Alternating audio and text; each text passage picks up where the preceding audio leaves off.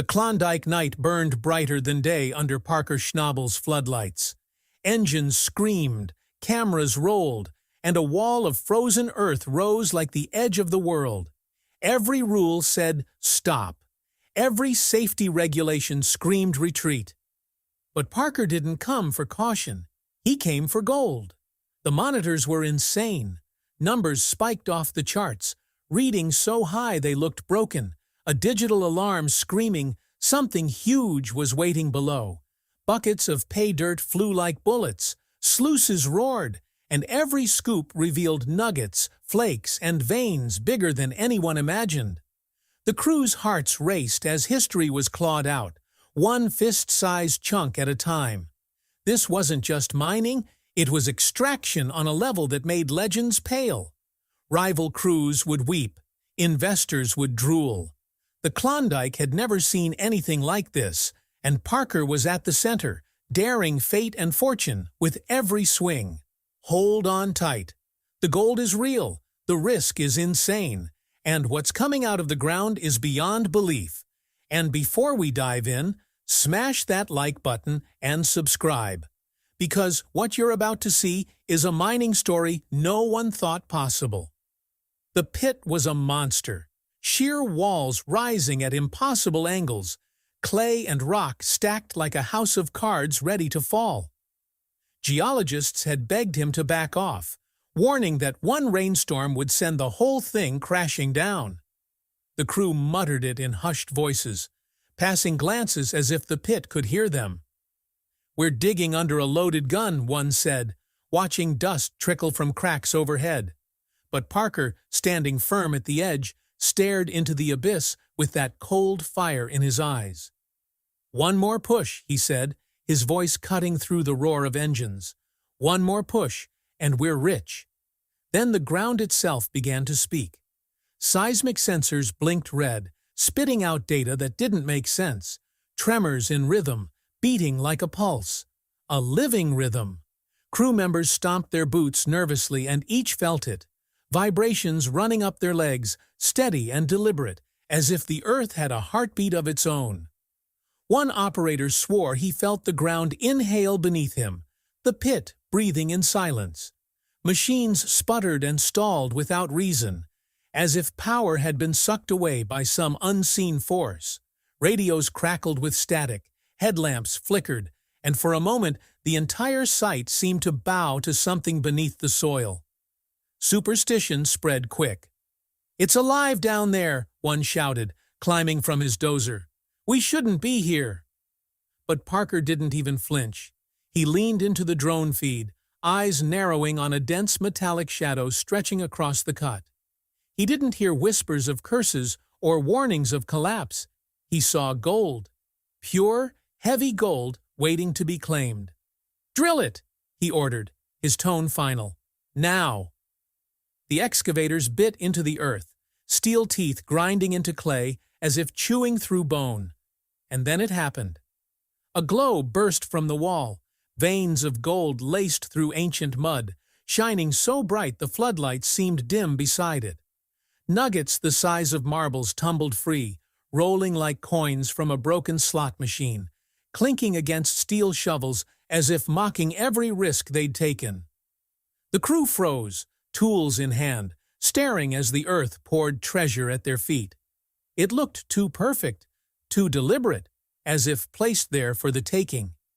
Mitch bent to scoop a fistful, eyes wide. "This isn't natural," he muttered. Behind him, an old hand, a miner who'd seen 40 years of cuts, shook his head slowly.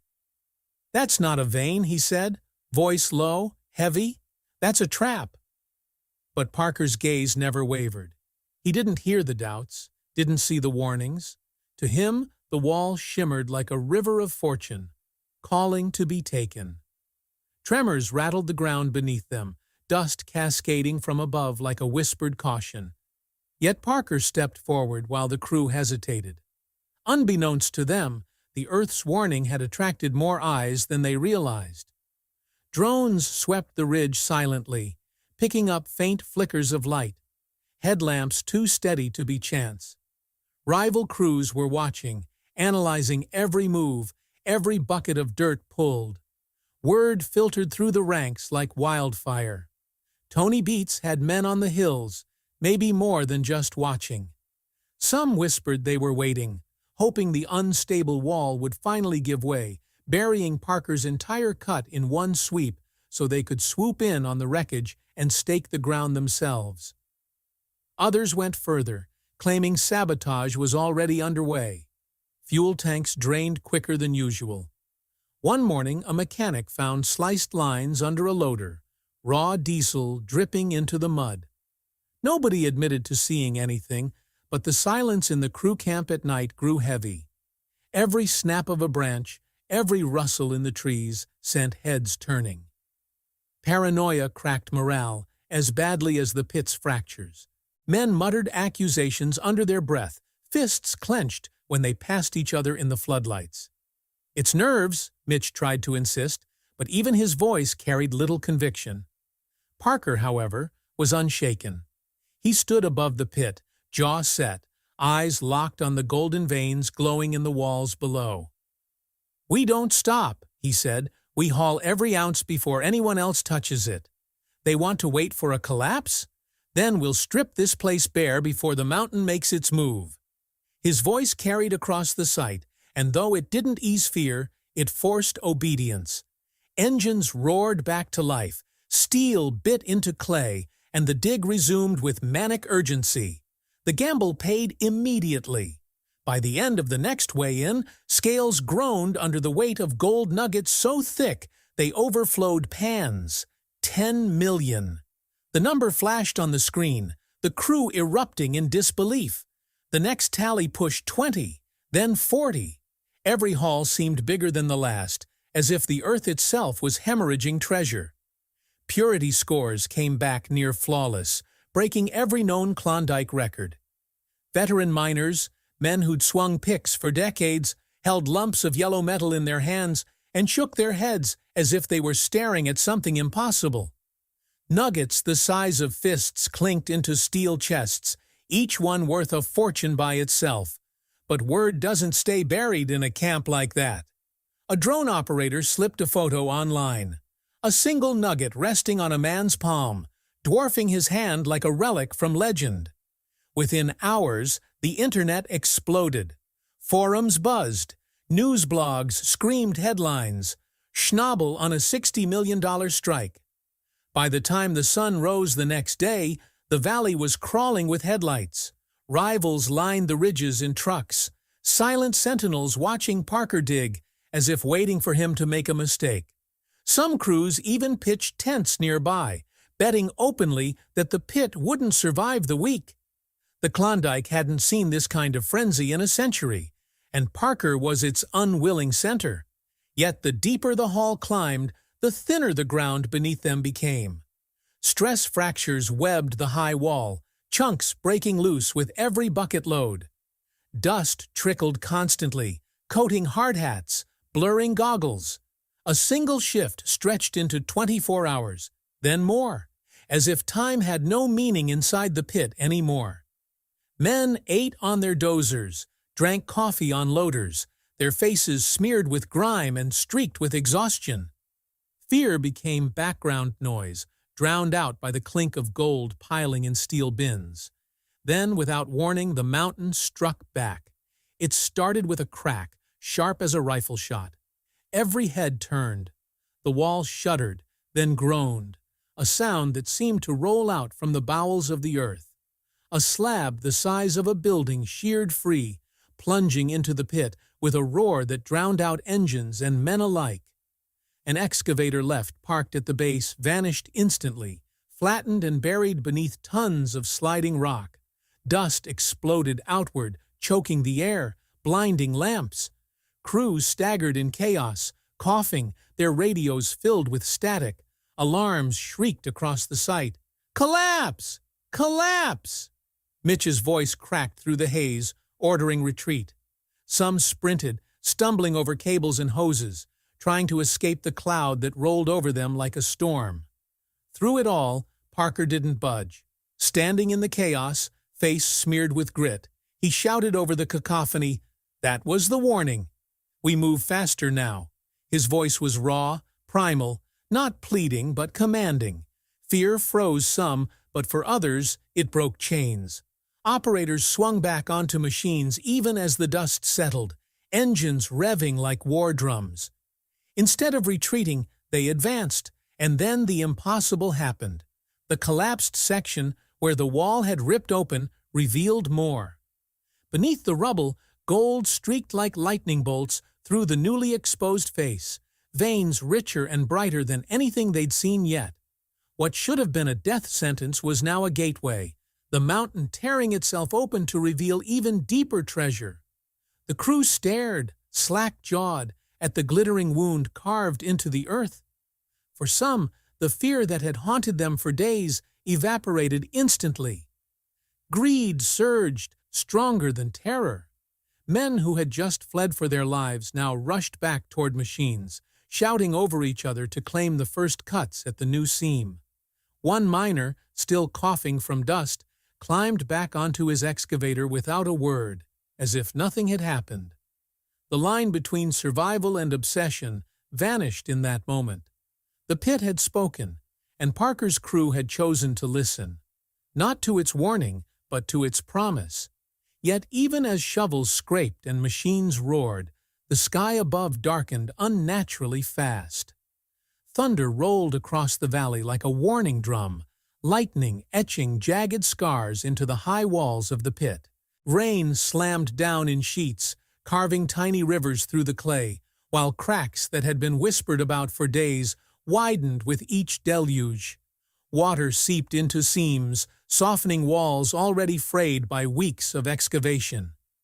Seismic monitors flashed red across the board as tremors escalated, the ground preparing to speak once more. Crew members shouted over the storm, voices tight with fear and frustration. "We're gambling our lives for gold," one yelled, fists clenching as a wall groaned ominously above them. Parker's reply was a snarl, raw and unyielding. "Then gamble or walk away." Machines fought the mud and rain, their engines growling, tires slipping as the ramps became rivers of sludge. Trucks packed with slabs of ore jammed against each other, each groaning under the weight, chassis creaking like old timber. The line between gold and survival blurred as arguments broke out mid-shift. Men who had spent months fighting exhaustion and fear now squared off with one another over whether to continue hauling or retreat. Fists swung in the half-light of storm lamps, soaked gloves connecting with the backs of jackets, threats mingling with curses.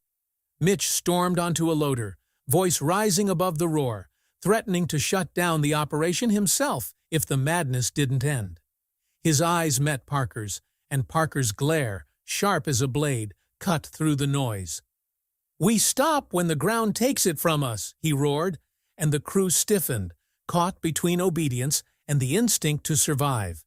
Every truck leaving the pit carried with it a fortune, yet each load became a test of nerve. Tires spun in mud, engines screamed, and headlights cut streaks through the heavy rain. Drones hovered overhead, struggling against gusts, capturing the chaos below. Overloaded vehicles skidding on slick clay, men running along ramps balancing on mud-slicked edges, the golden seams shining faintly under floodlights, a lure that refused to be ignored. Some crew members hesitated, looking back at the trembling wall with wide eyes, but Parker's presence pulled them forward, a force more commanding than caution. Then it began. The valley answered their defiance with a sound like cannon fire, a deep, rolling boom that rattled teeth and sent loose stones clattering down the walls. A section of the high wall, already compromised by water and weeks of digging, gave way. The clay and rock liquefied instantly, swallowing equipment, machinery, and metal scaffolding in a torrent of mud that surged like a tidal wave. Drones captured the collapse from above. Excavators and trucks, once steady and solid, were pulled into the mud and crushed beneath tons of sliding earth, disappearing like toys in a sandbox. The roar of the landslide mixed with the storm above, a deafening, relentless assault that left nothing untouched. Parker's voice cut through the chaos, carrying over the din, precise and commanding. Full retreat. Everyone out. The crew scrambled, legs slipping in mud, arms stretched for handrails and cables, hauling gold-laden chests while dodging falling debris. Trucks ground uphill against gravity and mud, engines straining to keep their loads from sliding back into the pit. Parker ran alongside them, heart hammering, eyes scanning for the weakest section of ground. The next threat, calculating survival and fortune with each step. Seconds stretched into eternity. The roar of collapsing walls filled every corner of the valley. Dust, clay, and gold shimmered in the floodlights as the earth folded in on itself, swallowing the very chamber they had been working for months to excavate. The ground quivered and sank in waves, the once stable ramps now slick and shifting, threatening to drag every vehicle back into the pit. The crew moved with precision, born of terror and training, guided only by instinct and Parker's relentless orders. Then, in an instant, the final seconds arrived. A massive section of the chamber's walls gave way in one catastrophic collapse, a deafening explosion of mud, rock, and dust. The golden seams they had chased so obsessively were buried under tons of debris. Trucks screamed uphill, operators leaning forward, tires clawing at slick mud, engines shrieking as if protesting the impossible weight of survival and treasure combined. Men shouted, lungs burning as the pit, the machines, and the mountain itself seemed to implode in perfect synchrony. As the dust and debris settled, the storm raging overhead mirrored the chaos below. The pit, once alive with human noise and golden promise, was now a scar, silent but still humming with tension. For a heartbeat, the crew froze, surveying what remained, and then instinct took over. Against all odds, the trucks roared up the slick ramps, each rig bearing slabs and nuggets of gold so heavy the chassis groaned under the impossible weight. Dust and clay whipped across windshields, headlights carved chaotic tunnels through the haze, and radios screamed with static and shouted orders. Operators leaned forward, hands white-knuckled, hearts hammering as seconds stretched into eternity. Parker ran alongside the convoy, soaked and filthy, shouting over the roar, "We did it! We actually beat the mountain!" Behind them, the pit that had consumed weeks of sweat, blood, and nearly lives was gone, erased in a violent surge of mud, rock, and gold-laced clay.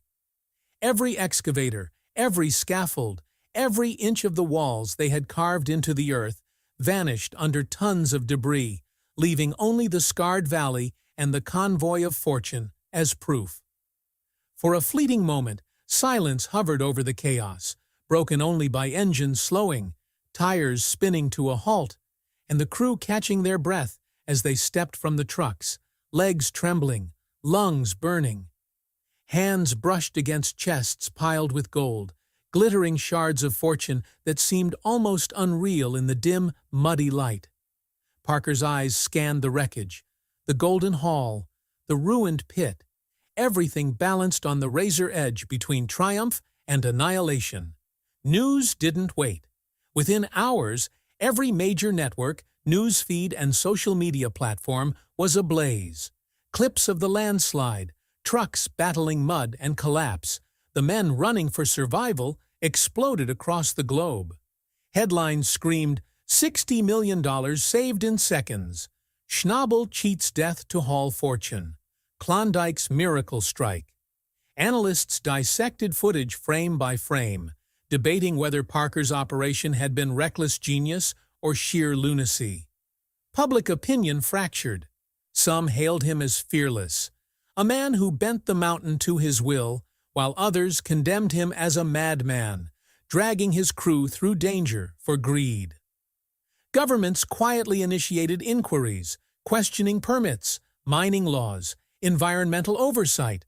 No one wanted to admit how close the disaster had come, yet every eye was on the haul. Rivals fumed in impotent rage. Months of envy and plotting meant nothing. Parker had stripped the pit bare seconds before nature claimed it. Meanwhile, the haul itself became the stuff of legend. The $60 million in gold was secured in vaults, guarded under layers of steel, concrete, and secrecy. Each chest seemed almost mythic in its brilliance, casting reflections that glinted like tiny suns. The men who survived whispered among themselves, voices hushed and trembling, that the ground beneath them had been alive, breathing, testing them with every tremor, every crack, every collapse. Some swore it had deliberately let them take the haul, as if measuring worthiness against risk and obsession. Parker, sitting amidst the vaulted treasure, finally allowed himself a breath, the adrenaline of the last hours still thrumming through his veins. "I don't know if we won, or if it let us go," he admitted quietly, eyes distant. The Klondike itself seemed to hold its breath, the valley silent except for the distant drip of rain from torn walls, the muted rumble of mud settling, and the low hiss of exhausted engines cooling. Locals muttered tales already forming, stories of a cursed mountain, a living ground that tests greed, a strike that was never meant to survive human hands. The legend of Parker Schnabel's $60 million haul would not just be told as fortune won, but as a moment where man, earth, and obsession collided, and only sheer resolve allowed one to escape with both life and gold. In that valley, amidst the mud, the rubble, and the gleaming treasure, the image burned, Parker pulling fortune from the jaws of annihilation seconds before the mountain claimed everything. The land would remember. So would the world.